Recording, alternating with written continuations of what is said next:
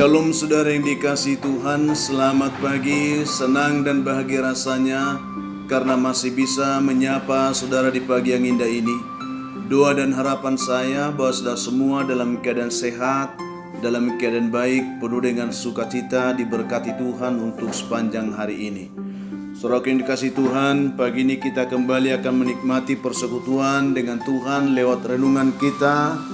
Mari sebelumnya kita merendahkan diri depan Tuhan, kita mohon tuntunan Tuhan untuk memberikan kita pengertian memahami firman Tuhan pagi ini. Kita berdoa saudara. Bapa di surga, terima kasih untuk kebaikan Tuhan yang sudah menyertai kami sepanjang malam, juga sudah menganugerahkan kepada kami hari baru pagi ini. Berkati dan pimpinlah kami oleh Roh Kudus-Mu ya Tuhan, sehingga kami boleh berjalan dalam kemenangan Kristus di sepanjang hari ini. Dalam nama Tuhan Yesus kami berdoa. Amin. Saudara yang dikasihi Tuhan, firman Tuhan yang menjadi renungan sekaligus penuntun kehidupan kita di pagi hari ini, saya akan membaca satu ayat dari kitab Amsal saudara, pasal yang ke-12 ayat yang ke-15. Demikian bunyi firman Tuhan, saya akan bacakan untuk kita.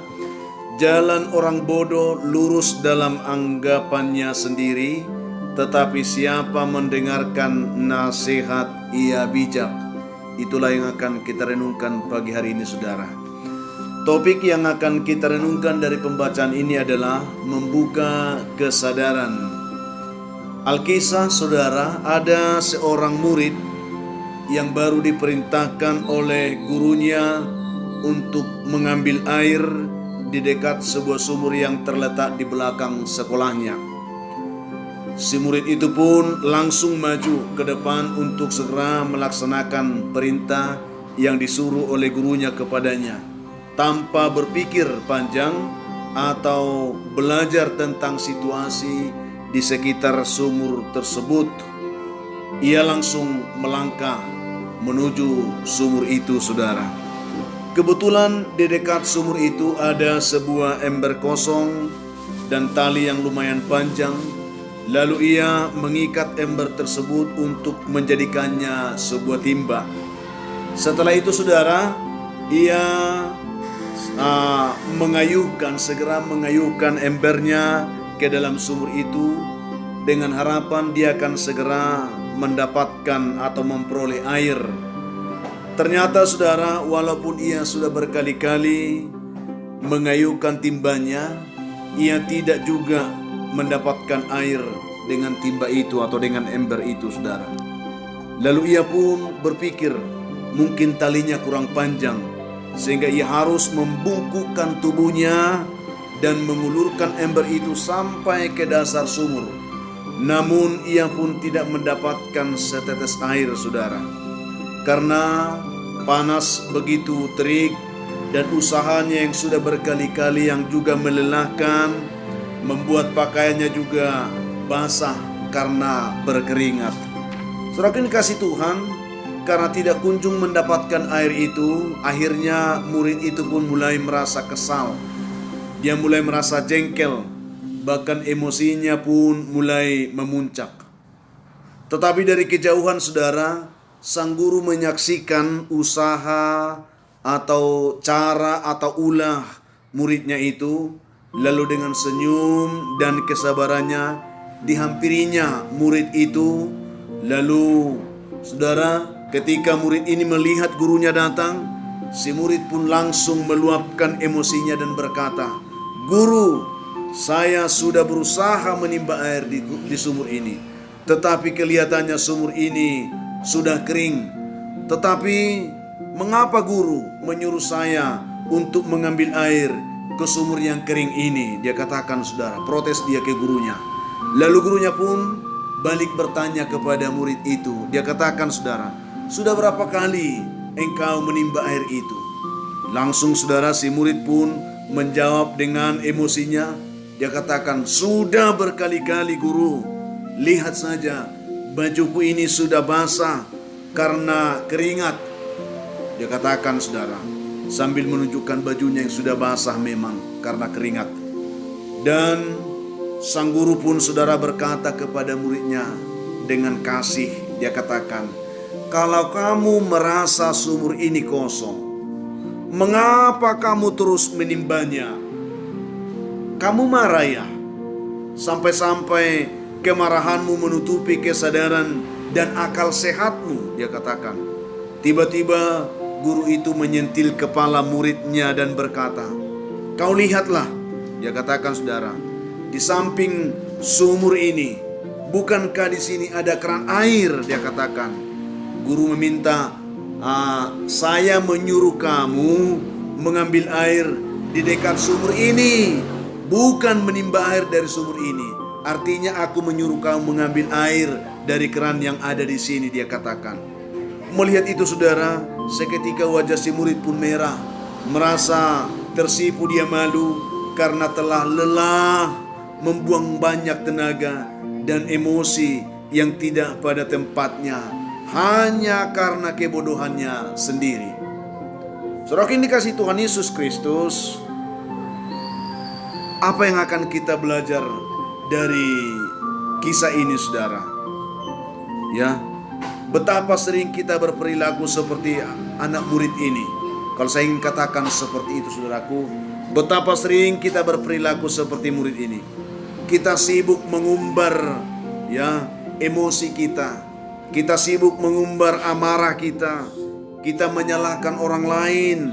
Bahkan kita juga menyalahkan keadaan tanpa alasan yang jelas dan tanpa alasan yang benar.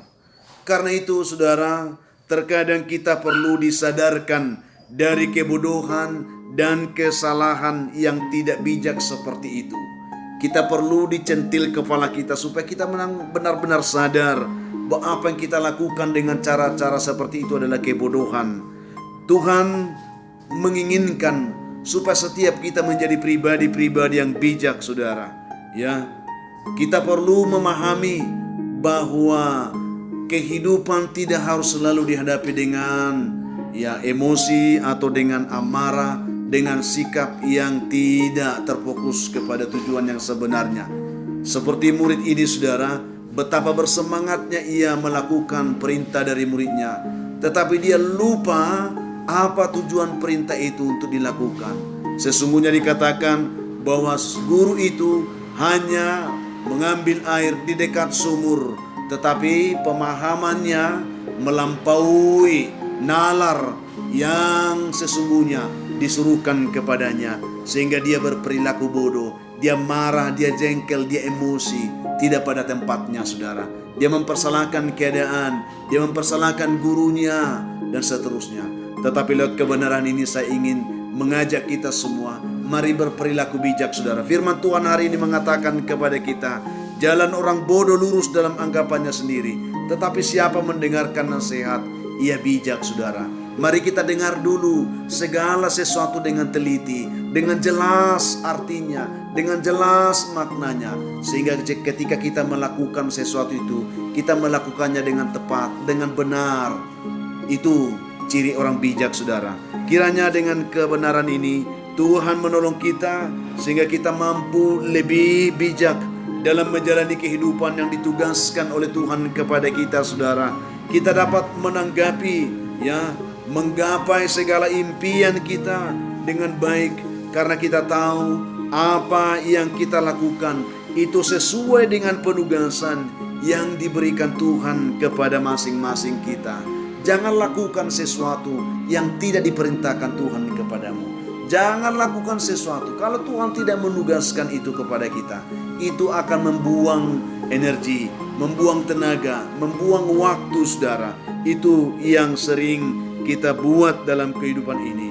Sehingga saudaraku yang dikasihi Tuhan, ketika kita berperilaku bodoh seperti murid ini, kita memperlambat langkah kita untuk maju, menggapai impian masa depan yang lebih baik. Alangkah baiknya sebelum kita melangkah, kita persiapkan hati kita, persiapkan seluruh kehidupan kita, sehingga sasaran, tujuan, pencapaian kita boleh seperti yang ditugaskan oleh Tuhan bagi masing-masing kita, tercapai dengan baik, mendatangkan sukacita, dan juga kita semua dapat lewat pencapaian itu memuliakan Tuhan pastinya saudara. Itu yang saya bagikan pagi ini. Jadi perlu saudara membuka kesadaran, jangan berperilaku bodoh seperti murid ini saudara. Tuhan memberkati saudara. Kita berdoa. Bapa di surga, terima kasih untuk kebaikan Tuhan yang telah menyapa kami di pagi ini, membuka kesadaran kami untuk boleh melakukan semua tugas tanggung jawab kehidupan kami seperti yang Tuhan tugaskan bagi kami. Ajari kami supaya kami tidak melakukan segala sesuatu karena didorong oleh emosi kami, didorong oleh kemauan kami sendiri, tetapi memang benar kami melakukan karena kami tahu apa yang kami lakukan. Berkati umat Tuhan dimanapun mendengarkan renungan ini, yang lemah dikuatkan oleh Tuhan, yang putus asa diberikan pengharapan oleh Tuhan, yang berbeban berat diberikan kepada mereka kelegaan, yang berduka cita dihiburkan Tuhan. Hamba doakan juga ada beberapa anak Tuhan yang sedang terpapar oleh sakit penyakit, terkhusus oleh karena COVID-19, baik yang di rumah ataupun yang terisolasi di rumah sakit. Hamba mohon Tuhan, walaupun hamba tidak sebut nama mereka, Engkau tahu mereka, biarlah tangan Tuhan menjamah satu persatu, menolong, menguatkan dan memulihkan mereka sehingga mereka boleh disembuhkan. Ada juga anak Tuhan yang ingin didoakan karena mengharapkan pekerjaan, biarlah mereka juga ditolong Tuhan hari ini. Yang mengharapkan jodoh pun diberkati Tuhan, yang mengharapkan keturunan hamba terus doakan, berkati buah kandungan mereka Tuhan. Anak-anak kami yang sedang bergumul dalam pendidikan dalam masa pandemik ini, Tuhan menuntun mereka dalam pendidikan ini dengan baik. Juga ada begitu banyak umat-Mu pagi ini yang sungguh-sungguh mengharapkan anugerah Tuhan, yang sungguh-sungguh menantikan pertolongan Tuhan. Hamba berdoa bagi mereka dalam nama Tuhan Yesus. Setiap yang mendengarkan renungan dan doa ini, hamba doakan mereka supaya biarlah mereka diberkati oleh Tuhan. Dalam nama Tuhan Yesus kami berdoa, amin. Saudara yang dikasihi Tuhan, apapun yang mungkin akan saudara hadapi di hari ini, saya hanya ingin berpesan, tetaplah semangat saudara, jadilah kuat dalam Tuhan, bersukacitalah senantiasa, dan mengucap syukurlah atas segala sesuatu. Karena itu pasti dikehendaki Tuhan dari kehidupan saudara di hari ini. Dan kalau saudara mempunyai beban, pergumulan hidup yang berat, dan saudara memang rindu didoakan, hubungi kami saudara di nomor telepon yang tertera di layar saudara. Kami siap membantu mendukung saudara dalam doa. Dan bantu kami selalu saudara untuk men-share, membagikan renungan ini, video ini, supaya ada banyak orang bisa menonton saudara, dan mereka juga boleh diberkati Tuhan seperti saudara pagi hari ini. Itu harapan kami. Akhirnya saya Pendeta Linti Dongoran, Pendeta GKP Jemaat Khusus Horizon Medan, menyampaikan sampai jumpa di kesempatan lain. Tuhan memberkati saudara. Shalom.